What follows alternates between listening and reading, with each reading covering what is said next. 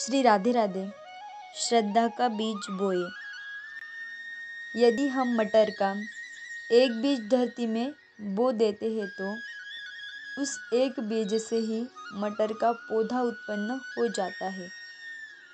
उस पौधे में सैकड़ों फलियां लगती है। फिर उन फलियों से हजारों मटर के बीज बन जाते हैं। इसी प्रकार हमारी एक छोटी सी शुभ या अशुभ क्रिया, शुभ या अशुभ संस्कार हजारों शुभ या अशुभ के बीज तैयार कर देते हैं। इसके साथ ही जैसे उस मटर के एक बीज को यदि हम काम में न ले, यूं ही पड़ा रहने दे, बहुत दिनों तक जल से उसका संयोग न होने दे तो धीरे धीरे उसके अंकुरित होने की शक्ति नष्ट हो जाती है।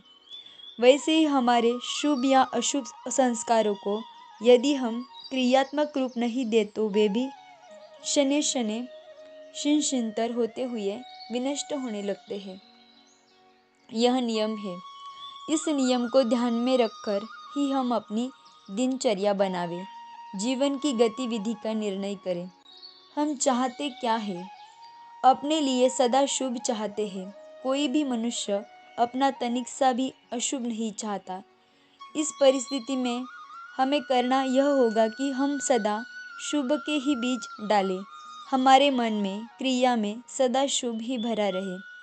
भूलकर भी एक ही अशुभ भावना या क्रिया को हमारे जीवन में स्थान न मिले।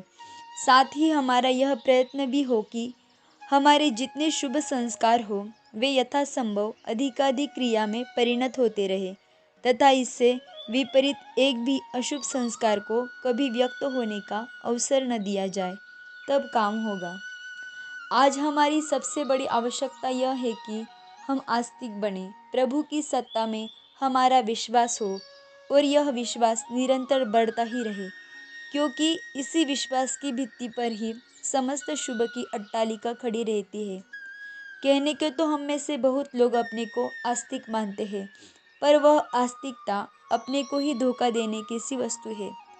जब तक हमारा मन अत्यंत मलिन वासनाओं से भरा है, भांति भांति की कामनाओं से व्याकुल रहता है, क्षुद्र से क्षुद्र घटना हमारे अंदर क्रोध का संचार कर देती है, कितना भी क्यों न मिले कभी संतोष होता ही नहीं और भी पाने का लोभ बना ही रहता है। बात बात में हम ऐंठते रहते हैं, अकड़ के मारे अपने समान दूसरे को गिनते ही नहीं।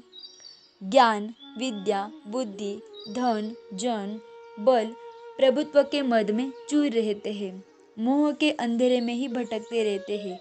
क्या है, क्या नहीं, किसे ग्रहण करना है, किसे ग्रहण नहीं करना है, यह कुछ भी नहीं सूझता।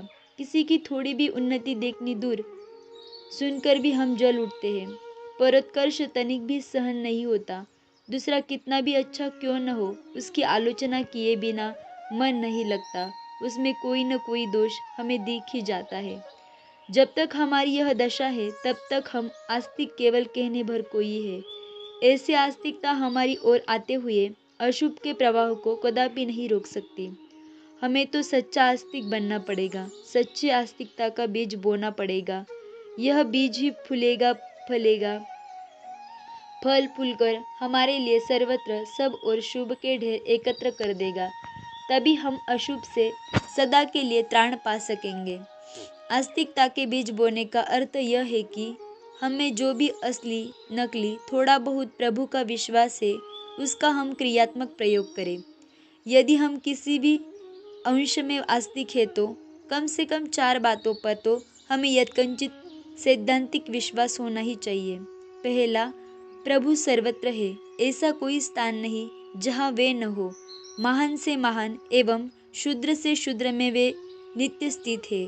आकाश में, वायु में, अग्नि में, जल में, पृथ्वी से बने पहाड़, पत्थर, ईंट में, वृक्ष, लता, पौधों में, मनुष्य, पशु, पक्षी, कीट, पतंग, भृंग में, जड़ सी दिखने वाली कुर्सी में, टेबिल, पलंग, किवाड़, खुड्डी, कल, पुर्जा, धोती, कुर्ते, कमीज, कोट, पतलून, कॉलर, घड़ी, कलम, दावत, कागज में, इन समस्त भौतिक विकारों में हमारे संपर्क में आने वाली इन समस्त वस्तुओं के अणु अणु में वे पूर्ण हो रहे हैं।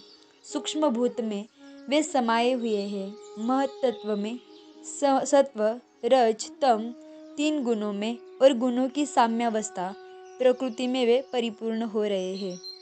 जो कुछ भी जगत है उसके अणु अणु में वे व्याप्त है। दूर की वस्तु छोड़े, विशाल जगत के तत्वों को भी जाने दें। हम सदा जिससे जुड़े रहते हैं, क्षण भर के लिए भी जिससे नहीं भूल पाते, भूलना नहीं चाहते, जो हमारे लिए अतिशय प्यार की वस्तु बना हुआ है, उस हमारे शरीर में भी नख से शिका पर्यंत वे पूर्ण हो रहे हैं। दूसरा, वे समर्थ है। जगत में जो बात सर्वथा सबके लिए असंभव मानी जाती है, उसे वे एक क्षण के लाख करोड़ों वे हिस्से जितने समय संपादित कर सकते हैं। उनकी शक्ति की कोई सीमा ही नहीं है। उनके शासन का कोई भी उल्लंघन नहीं कर सकता। वे ईश्वरों के भी परम महान ईश्वर है। स्थूल एवं सूक्ष्म जगत के जितने शासक हैं, उन सबके शासक वे हैं। उनकी शक्ति सामर्थ्य विचित्र है। सर्वथा विरोधी गुण उनमें एक साथ एक समय वर्तमान रहते हैं। एक साथ एक समय में वे चलते भी हैं और नहीं भी चलते। वे दूर भी है और समीप में भी है। वे बैठे हुए ही दूर चले जाते हैं, सोते हुए भी सर्वत्र पहुंच जाते हैं। वे चलन रहित है, फिर भी मन से अधिक वेग वाले हैं। वे बैठे रहकर ही दूसरे दौड़ने वालों से आगे निकल जाते हैं। ऐसे वे असंख्य विचित्र शक्तियों से संपन्न है।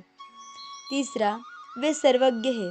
विश्व के गुप्त से गुप्त, सूक्ष्म से सूक्ष्म कोने तक में अनादिकाल से अब तक क्या क्या हो चुका है, अब क्या हो रहा है एवं अनंत काल तक क्या होगा, यह सब कुछ वे निरंतर जानते रहते हैं। वे प्रभु सबका अनुभव करने वाले हैं। चौथा, ऐसे महामहिम होते हुए भी वे हमारे सुहृद हैं। केवल हमारे ही नहीं, समस्त भूत प्राणियों के सुहृद है। उपर्युक्त 4 बातों पर हमारा जितना जैसा विश्वास हो, उसका हम अपने जीवन की दैनिक क्रियाओं में समावेश करना आरंभ करें।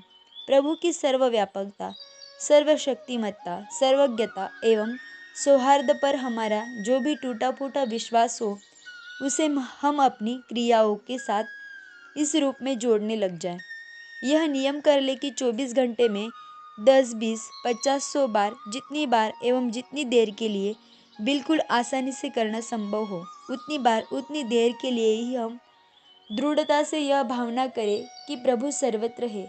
और इस भावना के समय हम जिस किसी भी व्यक्ति से भी जो भी यथायोग्य व्यवहार करें, उसमें ठीक ठीक उतना ही सम्मान, प्रेम, अपनत्व, त्याग आदि का सच्चा भाव भरा हो, जितना स्वयं प्रभु के समक्ष होने पर होता। इस भावना के समय हम जिस किसी वस्तु को देखें, सुने, चखे, स्पर्श करें, उसकी गंध लें, वहाँ उस वस्तु में प्रभु की सत्ता का इतनी जीवंत धारणा हो कि उस वस्तु का यथायोग्य उपयोग करते समय हमें उतने ही आनंद की अनुभूति होने लगे, जितना साक्षात प्रभु के संपर्क में आने पर होनी संभव है। एक उदाहरण के द्वारा इसे इस प्रकार समझे। मान ले हमने यह नियम ले लिया कि प्रतिदिन कम से कम 20 बार 30-30 सेकंड के लिए यह भावना करेंगे कि प्रभु सर्वत्र है। हम ऐसी भावना करने लगे। एक बार भावना करते समय ही हमारा एक नौकर या ऑफिस का चपरासी गिलास में जल लेकर हमें जल दिलाने आ गया।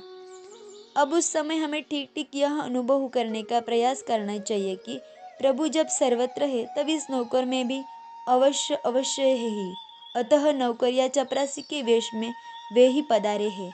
उसके प्रति हमारे मन में ठीक वैसे ही सम्मान, प्रेम, अपनत्व आदि जाग उठे, जैसे प्रभु को देखकर होते। वे हमारी अपेक्षा किंचित छोटे पद का स्वांग कर लेकर आए हैं, इसलिए हम अपने आसन से उठे तो नहीं, पर हमारा अंतस्थल तो उनके चरणों में लुट जाना चाहिए। हाथ में गिलास लेते समय हमारा रोम रोम आनंद से नाच उठे। इतना ही नहीं, उस गिलास के अणु अणु में भी हमें प्रभु की सत्ता का भान होना चाहिए। गिलास के जल में भी प्रभु की ही सत्ता हमें व्यक्त दिखे तथा यह दर्शन हमारे रोम रोम को आनंदित कर दे। यदि ऐसी जीवन धारणा दिन रात में हमने एक बार ही 30 सेकंड के लिए ही कर ली, तो समझ ले हमने श्रद्धा का एक बीज तो बो दिया। यह एक बीज ही अल्पकाल के लिए की हुई श्रद्धा की यह भावना ही, इसमें जितनी जीवनी शक्ति है, इस श्रद्धा में जितनी प्रगाढ़ता है, उसे के अनुपात से हमारे लिए कई बीज प्रस्तुत कर देगी।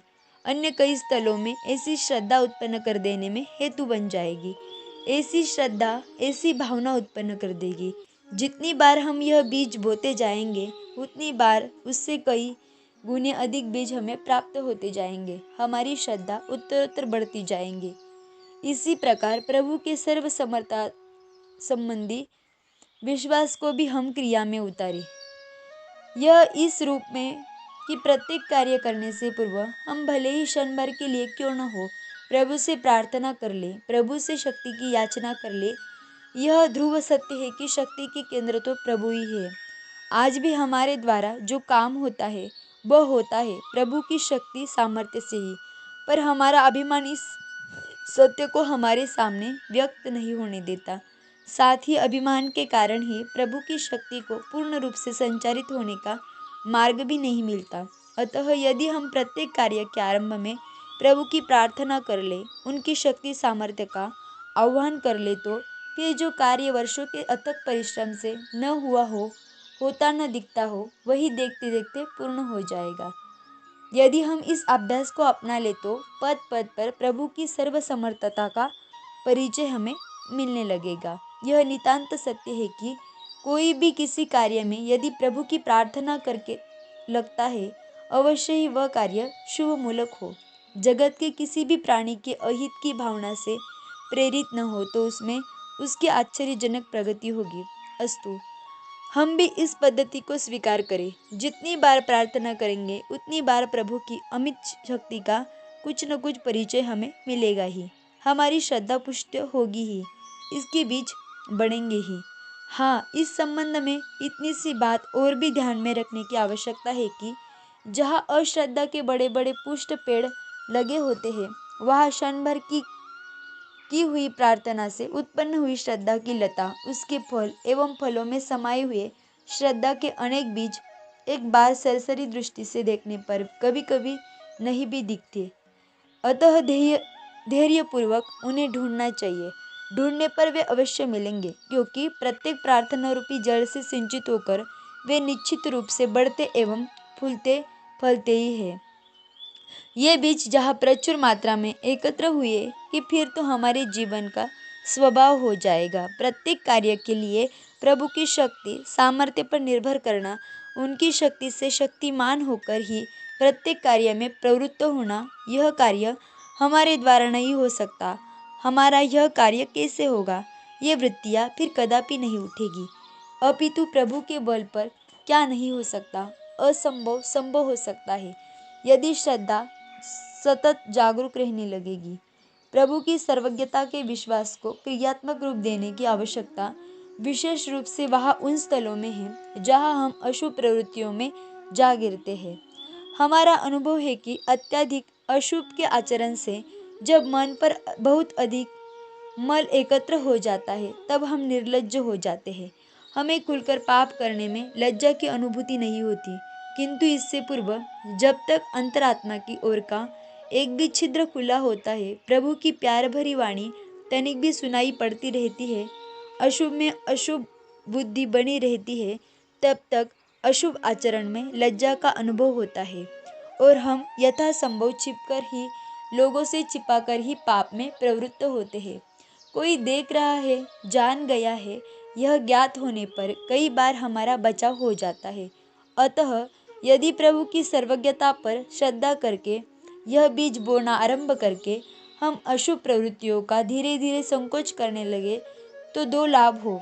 श्रद्धा तो बढ़े ही, क्रमशः अशुभ भी छूट जाए। इस श्रद्धा को क्रियात्मक रूप देने का प्रकार यह है कि हम अपनी अशुभ प्रवृत्तियों की एक सूची मन ही मन तैयार करें।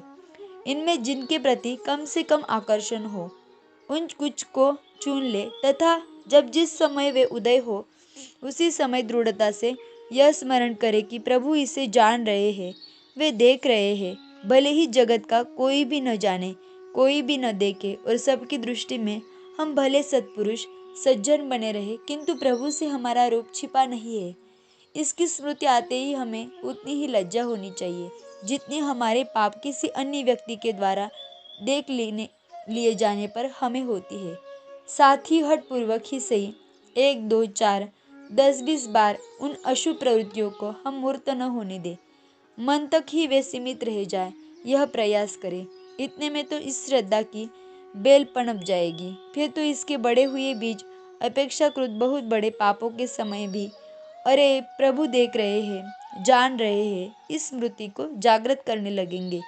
और इस प्रकार 1 2 बार भी वहाँ जहाँ वे बड़े पाप रुके कि यह श्रद्धा बद्धमूल हो जाएगी और क्रमशः शाखा प्रशाखा निकलकर मन रूपी खेत को छा लेगी।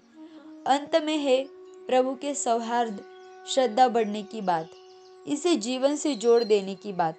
तो इसके लिए हम यह करें कि कुतर्क छोड़कर प्रभु के स्नेहमय दान को प्रतिक्षण पद पद पर आगे से आगे हमारी सुख सुविधा के लिए उनके द्वारा की हुई व्यवस्था को गिनने लग जाए। यदि हमारी आँख फूटी न होगी अजी, ये सब तो संयोग से ही यो ही हो जाते हैं, होते रहते हैं। ईश्वर तो वहम है। इस विष के विस्फोट से नेत्रों की ज्योति मारी नहीं गई होगी तो हमें प्रत्यक्ष दिखेगा कि ओहो, प्रभु की अनंत असीम उपकारों की गणना नहीं हो सकती। ऐसा अहेतुक प्रेमी जगत में और कोई है ही नहीं।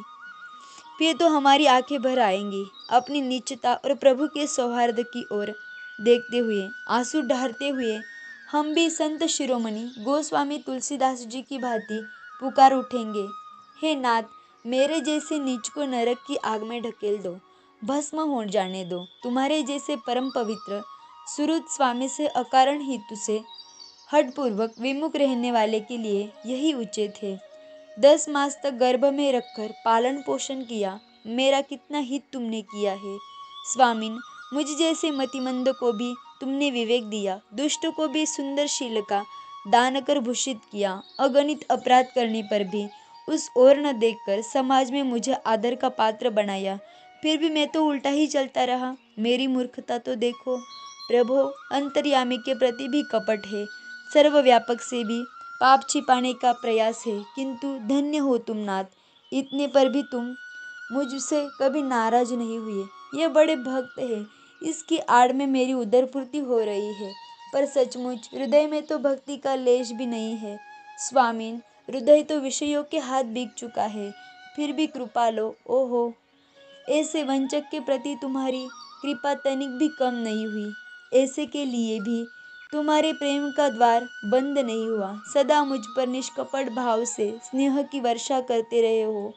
हाय रे, यह मेरा वज्र से भी अधिक कठोर हृदय, यह तुम्हारे पल पल में किए उपकारों को भली भांति जानबूझकर सुन समझकर भी द्रवित नहीं हुआ। तुम्हारे प्रेम से सिक्त होकर, फटकर, विगलित होकर बह नहीं चला। मेरे मालिक सुनो, अपनी बुद्धि रूपी तराजू के एक पलड़े पर मैंने तुम्हारी भृत्य वत्सलता की राशि रख दी और दूसरे पलड़े पर अपने स्वामी द्रोह का किंचित अंश रख दिया। तोलकर देखने लगा, दिखा स्वामी द्रोह का ही पलड़ा भारी है। इतने पर भी तुमने सदा मेरा हित ही किया है, कर रहे हो और आगे भी करोगे। मुझे पता है ना, तुम्हारा स्वभाव है अपनी ओर देखना, दूसरे की ओर नहीं। अनंत उपकार से हम सबको ढक देने पर भी तुम देते ही जाते हो। तुम्हारे स्नेहमय दान का कभी विराम होता ही नहीं। इस प्रकार हम उपर्युक्त चारों विश्वास को केवल सिद्धांत के रूप में ही सीमित न रखकर उन्हें क्रियात्मक जीवन का अंश बना ले। प्रभु की सर्वव्यापकता, सर्वशक्तिमत्ता, सर्वज्ञता एवं असीम सौहार्द की ओर सक्रिय दृष्टि डालते ही श्रद्धा की खेती धीरे धीरे लहलहा उठेगी। उसमें इतने फल लगेंगे, इतने असंख्य बीज एकत्र होंगे कि फिर हम खुले हाथों अपने संपर्क में आने वाले सबको भगवत विश्वास के बीज का दान कर सकेंगे। फिर हमारे अंदर कोई कामना नहीं रहेगी। प्रभु की श्रद्धा रूपी खेती से हमारी समस्त कामनाएं सदा के लिए पूर्ण हो जाएंगी। फिर हमारे लिए क्रोध का अत्यंता भाव हो जाएगा, क्योंकि जब काम नहीं हो तो क्रोध कैसे रहे। लोभ भी निवृत्त हो जाएगा। पूर्ण संतोष के अंतर लोभ के लिए स्थान कहा। फिर हमारे अंदर मद नहीं, मोह नहीं, ईर्ष्या नहीं, भय नहीं, चिंता नहीं, शोक नहीं, जन्म नहीं, मृत्यु नहीं, कोई भी विकार नहीं रहेगा। ये विकार तो अहंकार के आश्रित है। जब श्रद्धा की खेती लहलहा उठी, तब खेत के स्वामी प्रभु भी उस शोभा का आनंद लेने आ विराजे। उस खेत में वही प्रकट हो गए। उनके आने पर अहंकार रहता नहीं। अहंकार गया कि सारे विकार विलीन हो गए, समस्त अशुभ प्रशांत हो गए, अविशिष्ट रहे एकमात्र प्रभु। न रहे हम, न रहा हमारे लिए जगत। इसके पश्चात जगत की दृष्टि में हमारे मन, बुद्धि, शरीर का अस्तित्व भले ही कुछ काल तक रह सकता है, पर उससे भी वह जितने समय तक रहेगा, निरंतर भगवत भाव का विस्तार होता रहेगा। परम शुभ का, प्रभु में श्रद्धा करने का, प्रभु संबंधी श्रद्धा के बीज को बोते रहने का यही परिणाम होता है। इसीलिए हमें श्रद्धा का बीज बोना चाहिए। स्वल्प श्रद्धा को क्रिया में उतारकर उसे सदा बढ़ाते रहना चाहिए। श्री राधे राधे।